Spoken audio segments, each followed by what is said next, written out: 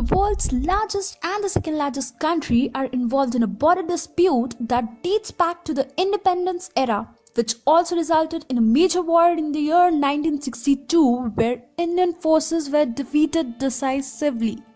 So after 63 years, has India really caught up with China? Well, not really. When we compare the statistics of both the countries, India is hugely outnumbered. China has around 23 lakhs active troops, while India has only 13 lakhs active troops. India is also outnumbered to China in tanks, ships, subs and planes. China has a larger military budget and a unified military command structure, while Indian forces are uniquely divided into different command heads. And this has been done to prevent military from assuming too much power or organize a coup. India also lacks a strong military-industrial complex and buys majority of the weapons from other countries. This gives both economic and technological disadvantage. Both countries in the course of history have feared foreign domination, have considered the state as the driver of growth, and have suspected the private sector's initiatives.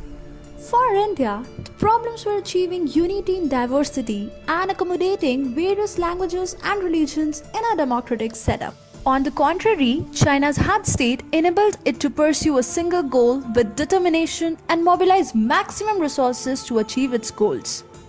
Yet another comparison would be even more instructive. In 1978, at the inception of its reforms, China's per capita GDP was $148, whereas that of India in the same year was $236. 7 years after it began reforms, in 1986, China caught up with India in per capita GDP terms, and a decade after reforms in 1988 was comfortably ahead of India with a per capita GDP of $342 compared to India's $312. In the first pro-reform decade, the Chinese economy grew at 10.1%, while the Indian economy grew at 5.7% in the corresponding decade. Quite clearly, that was India's lost decade. After that, the gap went on growing.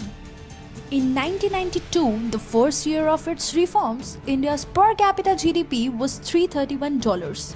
This grew to $447 in 2001. In the same period, the Chinese per capita GDP surged from $426 to $878 in 2001. But things are not that bad as it seems.